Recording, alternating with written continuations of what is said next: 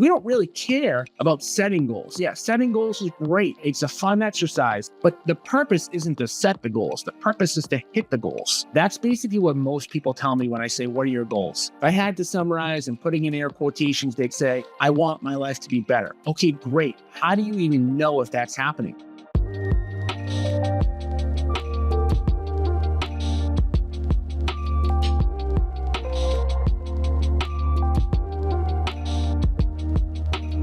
All right, welcome everybody to Agent Investor, the only brand that helps real estate agents get off the real estate roller coaster. And today, I'm going to be talking about a topic that comes up about this time every single year. As I'm recording this, it's November 19th. 2024. Every year around this time, maybe towards the beginning of December, agents and investors, they start talking about goal setting. And in fact, the fact that it comes up every single year kind of illustrates how much of a waste of time most goal setting is, right? If you have to redo it like that every single year, man, I have a lot to say on this topic, and I'm going to kind of just jump right into this. So first and foremost, when it comes to goal setting, and I coach hundreds of agents. I've probably coached over 1,000 agents in my career. Coached people when it comes to investing, when it comes to being an agent, when it comes to making money, when it comes to becoming financially free. And I can tell you that every single time that I first meet with an agent, talk to them about investing, talk to them about growing their business, I ask them what their goals are. And you'd be surprised to hear that if I had to put a number on it, 80 to 90% of all agents don't have any goals. They don't have any goals when it comes to selling houses. They don't have any goals when it comes to investing. And when I do hear the goals, in a lot of cases, it's just a very vague goal. Like, new agent signs on with our company. We ask them what the goals are. They say they want to make, air quotation, 6 figures. Or you talk to somebody who wants to start investing. What do they say in a lot of cases? Well, I want to become financially free. Well, what does that mean? And how do you actually achieve it? So the most important thing you can take away when it comes to goal setting is really what you want the outcome to be on a week-to-week basis. On a week-to-week basis, what the outcome of goal setting needs to be in order for you to achieve your goals is for you to have numbers that you look at on a weekly basis, that you check that you're hitting, right? Because if you're hitting your weekly goals, you're going to hit your quarterly goals. If you hit your quarterly goals, you're going to hit your yearly goals. And so I want to talk a little bit about how most people do goal setting, if they even do goal setting at all. Like I said, many people don't even do goal setting at all. But when they typically do goal setting, they do it in a way that drives me absolutely bananas, kind of like a completely abstract way of setting goals. So if you've ever seen anybody do like a vision board, right, towards the beginning of the year, or maybe when they start selling real estate, or maybe when they start investing in real estate, they do this process. It's a very common thing called a vision board. And they go out, they buy a bunch of magazines, and they basically do this like 5th or 6th or 7th grade class project where they cut out a bunch of stuff. They think about their dream life, right? They sit in a room, they think about their dream life. They open these magazines and they start cutting out cars and houses and boats and all these kind of like material objects. And then they, think about vacations, and they put pictures up of their family, and they make this like arts and crafts type thing. And then they put it up on the wall. And, this takes a while, by the way, because there's a lot kind of to this. They put it up in the wall in their office. They put it up somewhere in their house, and all of a sudden, magically, they're somehow supposed to, at some point, hit their goals, right? In reality, 2 months later, 3 months later, that thing that they put up on the wall is no different than the paint on the wall. It just blends in. It means nothing. And more importantly, like I said, the end goal that you want when it comes to setting goals is you need to know every single week, every single day, what you're looking to achieve and have numbers to back it up to make sure that you are doing it. Nowhere in there is a vision board, is a picture of a Lamborghini, is a picture of a vacation house or a nice big house or a picture of a big happy family or whatever you want your dream life to be. The other issue with setting goals, even if it becomes a little bit more advanced, like I said, is that in general, they're reset every single year, right? And there's no tracking, there's no mechanism to see if you're on the right path during the year. And all of a sudden, the end of the year hits, and you're like, oh, was I on track or was I not on track? So I'm going to talk a little bit about why the abstract stuff just doesn't work. So let's just say that you do a perfect vision board and you've got it up there and you know exactly what house you want and you know exactly what car you want and you know exactly what you want your day-to-day to look like and you know exactly what freedom is, right? And you put it up on that wall and it's exactly what you want your life to look like. Well, great, that's step one. But what that doesn't actually encompass is what the financials of that are. Like, what do you actually need to make on a monthly basis for that life to happen? Right? Because that is step one. Like, I'm knocking, kind of the vision board component of this. But step one, when it comes to setting the right, proper goals, is you have to figure out what you want your life to look like in the future. And obviously, for all of us, that is a little bit different, right? It doesn't have to be the same. It doesn't have to be even remotely the same. What we want our life to look like 3 to 5 years into the future. And by the way, you shouldn't be going any further out than that. You want to look far enough into the distance to kind of say, ultimately, how do I want my life to change? How do I want investing in real estate to change my life? And what exactly do I want that life to look like? But more importantly, how much is that going to cost? Right. And again, for everybody, that's going to be a little bit different. The car that you want to drive, the college that you might need to pay for, the trips that you might want to go on, the house that you might want to live in, etc. They all cost a certain amount of money. But yet most of us, when it comes to setting goals, and when I sit with agents, especially newer ones, and they tell me they want to make 6 figures, well, that's a completely arbitrary number. That, 6 figures number, whether it's that they want to earn 6 figures or earn 6 figures passively, is completely arbitrary, right? And honestly, as we know with inflation, that number has changed. Like, when I got into real estate in 2004, 6 figures in 2004 is a lot different than 6 figures in 2024, 20 years later. But yet, ironically, because it's a nice round number, that 6 figures number, whether it's active income or passive income through rentals, is typically the number that I get, right? So step number one, when you're talking about setting the right goals, is you've got to think out 3 to 5 years into the future. It doesn't exactly have to be that length of time. It could be 4 years. It can be 6 years. It really can't, in my opinion, be a year or 2 years. The reason for that is if, you want significant change in your life, which is really why we're setting goals. We have our life today. We might be happy with our life, but we want our life to be better in some way. So we want to know what that way is, what exactly that is that we want to have change. And I'll just give you some examples, from my life when I first started. Like, I wanted, my wife to not have to work, right? That was one thing that I wanted. So what did that mean on a financial basis for me personally? That meant that I had to make up the money that she made as a nurse, right? So what does your ideal life look for you? And I would break it down literally by expenses. Obviously, you can write these expenses down in an Excel spreadsheet. You can do it however you want, but you've got to figure out, how much is my monthly mortgage or rent payment? How much is my food bill? How much is the tuition I need to pay for?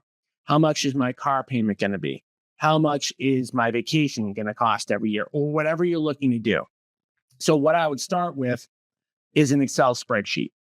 And I would dump all of those expenses into an Excel spreadsheet so that you can come up with what is the actual dollar amount cost that your life is going to cost you, and you got to start there.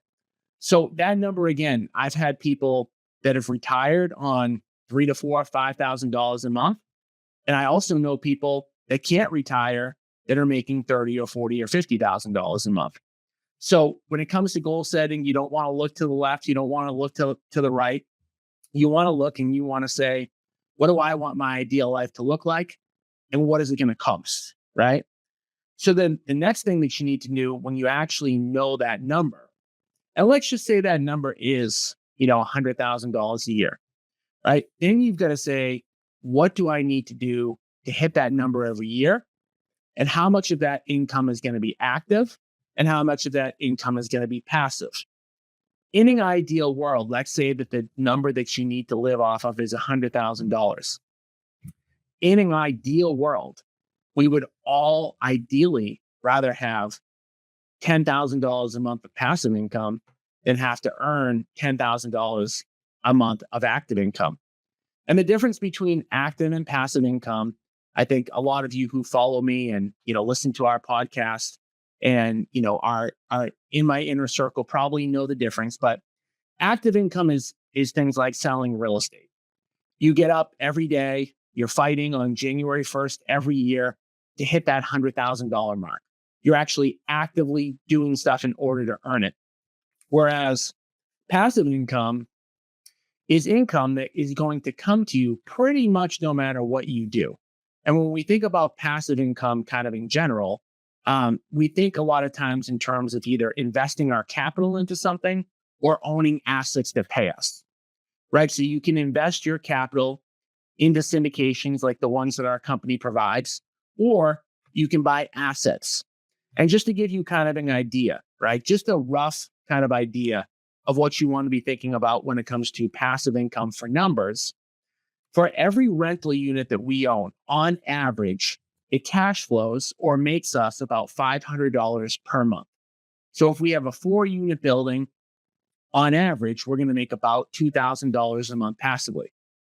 If you're investing your capital into a syndication, again, these rates are going to be, a little bit, all over the map, but you're typically going to expect to earn somewhere between 10 and 20% on your money.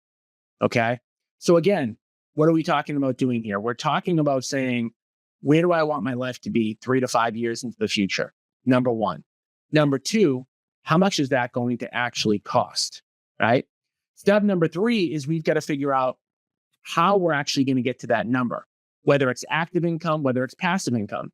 And for most people that follow us through Agent Investor, I've got a saying, sales will make you a living, investing will make you wealthy. And I never, ever tell people to stop selling real estate out of the gate. You should be selling real estate. You should be selling real estate to pay your bills, but you should be investing for passive income, right? So what that means is that you've got to both look and say, how do I hit my targets and what is the combination going to be? Depending on who you are and what your goals are looking to be, say that your goal is $100,000 of passive income and $100,000 of active income 5 years from now, you're going to have to kind of work those in combination with each other. You might have a goal to stop selling real estate and just invest in real estate. By year one, obviously, you might sell. You might make most of your income from selling houses. And over the course of time, you might start adding assets, and those assets are going to add up so that you don't have to necessarily sell as many houses. All right. So we talked about what is our life, going to look like 3 to 5 years from now? What is the cost going to be? And then on a yearly basis, what do we actually need to happen kind of in the next 12 months in order to hit that goal? Right. And that's where it comes into like literally looking and saying, what does my week to week need to look like? We have a lot of different metrics that we look at when it comes to building our business. And I'll just give you guys kind of like a couple of examples. But for everybody that's on this call right now, that's going to be a little bit different, right? So I can tell you, for example, that I have a goal of doing 2 partnership deals with agents every single week, right? That's going to get me to 100 partnership deals in the next 12 months. The average partner deal that we do, the net income from that partner deal is 80 grand, which we split 50-50, right? So $40,000 times 100 deals, that's $4 million of revenue, right? And that is baked in to our company goals. That is baked into our 1-year company goal. So legitimately, every single week, I report that number. How many agent partner deals did we sign this week? If the number's 2, we're green. If the number's 1, we're red. If the number's 4, we're green, right? And I look at that every single week. And the reason that looking at your numbers every single week is so important, and it's something that people don't think about when they're setting their goals, is that you need to know if you need to make any changes, right? So, for example, if my goal is to do 2 agent partner deals per week and I do one week after week after week after week, what is that telling me? It's giving me, if I do 4 weeks in a row where I've only done one partner deal, that tells me that I'm doing something wrong. I need to make a change, right? When do I know that? Let's say we're starting this on January 1st. I know by February 1st, 4 weeks in a row, that I've not hit my goal, that I know I need to do something else. I know I need to do more, or I need to change how I'm doing something. Not, the title of this is like why most year-end goal setting sessions fail. And they fail typically is because people set kind of like not defined goals. And then all of a sudden it's 10 months later and they haven't even looked to see whether they're on track. They've never looked to see whether they actually need to make any changes as time goes on. Just because you measure your goals every week doesn't mean you're going to hit them. But when you measure your goals every single week and you have a scorecard every single week, you get real life, real time feedback on whether you are doing the right things, right? So when it comes to like changing your business, if you're doing something wrong, and I'm just giving the example of the partnership opportunities because I talk a lot about that. If every single week I come to the table and I report in my software that I've only done one partner deal every single week, that means that I need to do more of something or change something. So what does that tell me? That tells me after I've looked at that number 4 weeks in a row that, okay, well, it makes me think, okay, well, how do I generate partner opportunities? Okay, well, one way is to email agents. Another way is to do live presentations. Another way is to make sure that I'm sending Facebook messages. Another way is to make sure that I'm doing Facebook posts, right? So I have to look and I have to say, what am I doing wrong there? Am I not sending enough emails? Are the emails that I'm sending not effective? Am I not posting enough? Do I have enough friends? Right. So we're looking at it when we are looking at this stuff every single week. We then have to diagnose why we're not achieving, why we're not hitting the result. This is also where a really good coach can come in because, as I'm saying this, it probably sounds logical. It probably sounds simple. Sometimes you don't know what you're doing wrong. Like you may have a goal of going on one seller appointment a week and 3 weeks in a row, you don't hit it, but you don't know why you're not hitting it. That's why having a mentor and having somebody that's done what you want to do is so critical, right? So if you know exactly why you're not hitting your goal, you just need to do it, right? But if you don't know, which is very, very common, then you've got to get a mentor who can easily diagnose this for you, right? And again, very, very important. The mentor has got to have done what you want to do, right? Because you could say, hey, I want to generate one seller appointment a week. And then you talk to the best buyer agent in the land and they would have no idea, right? They could make tons of money, but if they're not doing exactly what you want to do, it's not going to be helpful. So this looking at your numbers every single week is a critical component of hitting your goals. Now, talking about why goal setting fails, but we don't really care about setting goals. Yeah, setting goals is great, right? It's a fun exercise, like especially at the end of the year when we're a little bit slower. You get in your office, you grab a cup of coffee, you sit down, you get excited about what the new year can bring. But the purpose isn't to set the goals. The purpose is to hit the goals, which means again that we've got to know exactly our metrics on a week-to-week basis that we need to hit. And we need to look at them every single week to know that we're either on track or off track to hit our goals. Okay, I hope this stuff is kind of making some sense. I know I mentioned the partner opportunities that we have, which is something I promote pretty much every single time because, like I mentioned, it is a goal of mine. I want to do 2 new agent partnership deals every single week. For those of you who are not familiar with the agent partnership opportunity, it's really simple. Agents can come across some of these deals by accident, fix and flip opportunities by accident. We give agents the ability to partner with us on fix and flip deals where we put up all the money, we do all of the construction, and then we split the profits 50-50. Why do I do that? Well, I know it's generous. I know a lot of people love the program. Why do I do it? Well, if I do 100 of those deals in a year, That's $4 million more of net revenue to my company. Pretty big deal, right? For those of you who are interested in learning more about how to partner with us, how to find deals, how the partnership program works, go to www.partnerwithagentinvestor.com. On that call, I'm going to talk about the partnership program. It's also a live call. So if you're listening to this podcast right now, you're like, geez, I want to ask Tom a question about setting goals. I want to ask Tom a question about generating seller leads. It is a live call. We're not just limited to talking about the partnership program.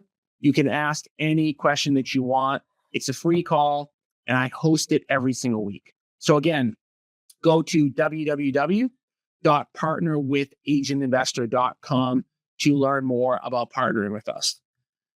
All right, getting back to goal setting for a second. So we've talked again. I want to bring it back to kind of the beginning. Okay, why are we setting goals? We're setting goals because we want our life to be better. We want our life to improve, right? So we're looking 2, 3, 4, 5 years into the future to say, what do I want that change to look like? How do I want my life to be better, right? We're always, if you're in the growth mindset, you're always looking to improve. You're always looking to get better. That's a good thing, right? So 2, 3, 4 years into the future, what does it look like?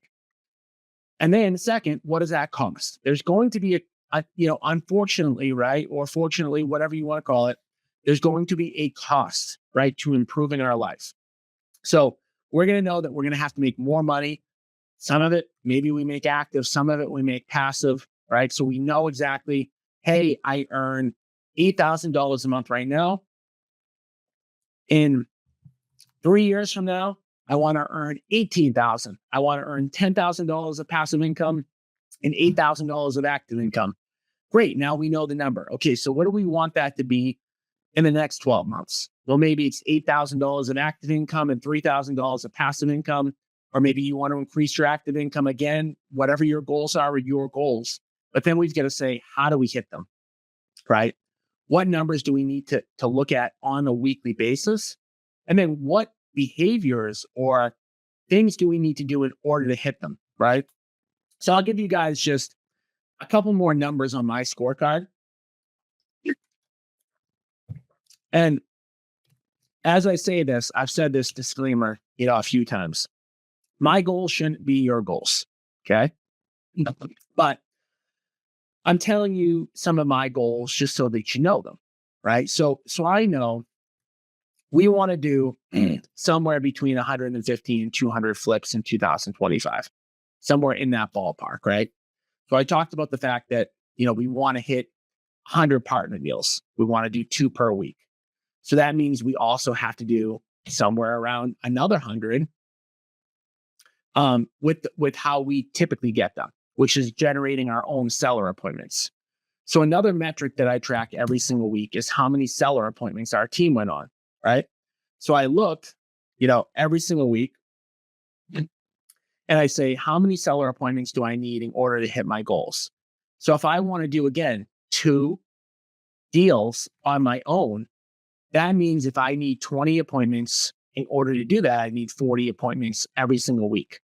So we'll track every single week and look at it and say, how many cash offer appointments do we need every single week? And we look at that as a stat. I also have goals. I've got a real estate brokerage with over 400 agents in it.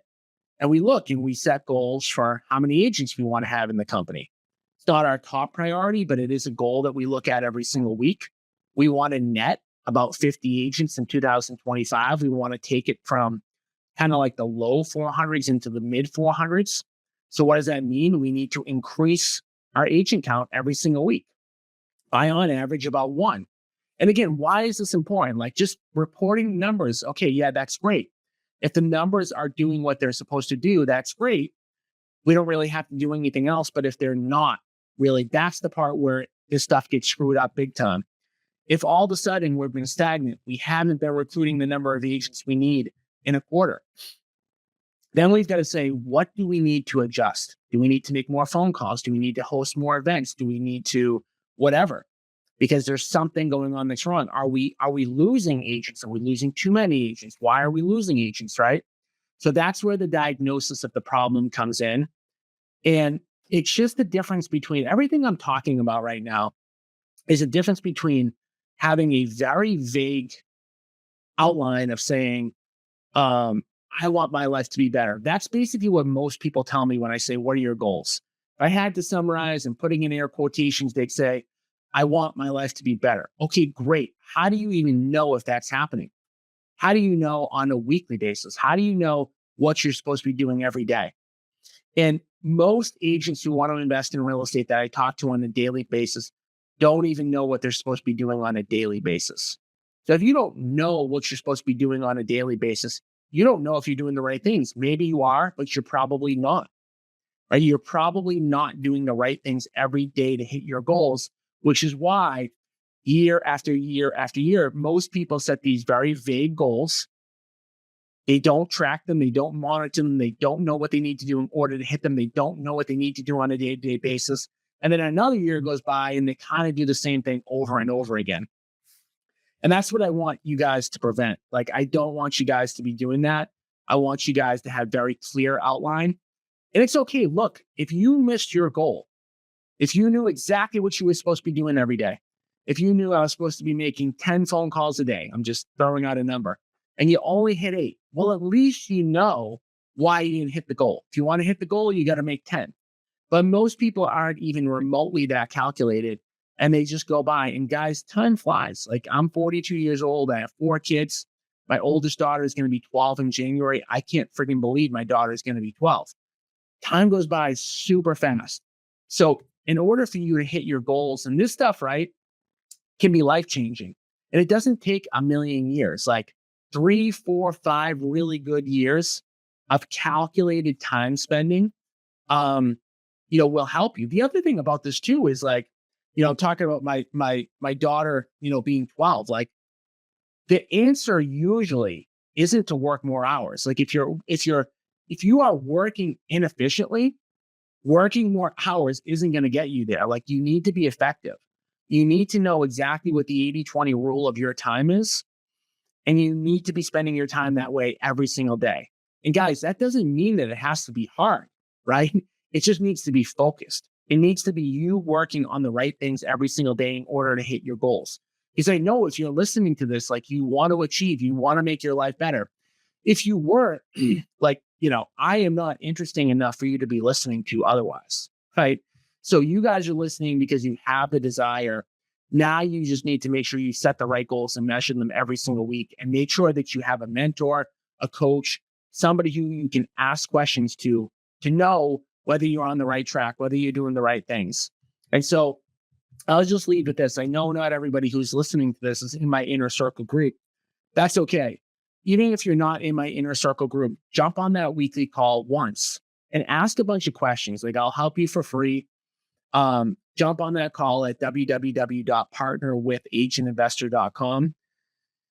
There is nothing that can be lost by jumping on that call. Like, you jump on that call, you ask me a bunch of questions. Worst case scenario, right? I don't know what I'm talking about and I can't answer any of them. And you only, wasted about a half an hour. Best case scenario, you got, some of the best advice that you can possibly get, and you got it for free. So there's really no reason why everybody shouldn't be able to jump on that call. And I say on every one of those calls, I always tell everybody, be selfish. I stay on those calls until everybody gets what they need. Listen to the partner program, which I'm going to talk about. Listen to the other stuff I have to say, but use that call as a selfish way to get free information, right? It'll cost you nothing. You don't have to be in my inner circle program. You don't have to work for my brokerage, right? Just jump on that call, get some stuff that you need. I'm happy to help people, because guess what? You guys who are listening, my niche group, real estate agents that want to invest in real estate, you guys are going to help me get to those 100 fix and flip partner deals in a year. So selfishly, I need as many agents listening to me as possible. Jump on my call. I'll help you for free. www.partnerwithagentinvestor.com, and stop making the same mistake over and over again when it comes to setting goals, right? Don't do that 5th or 6th grade, presentation or class project where you just cut a bunch of stuff out of a magazine. That's not going to get you where you need to go. So I appreciate you guys, jumping on. And if you need any help, www.partnerwithagentinvestor.com.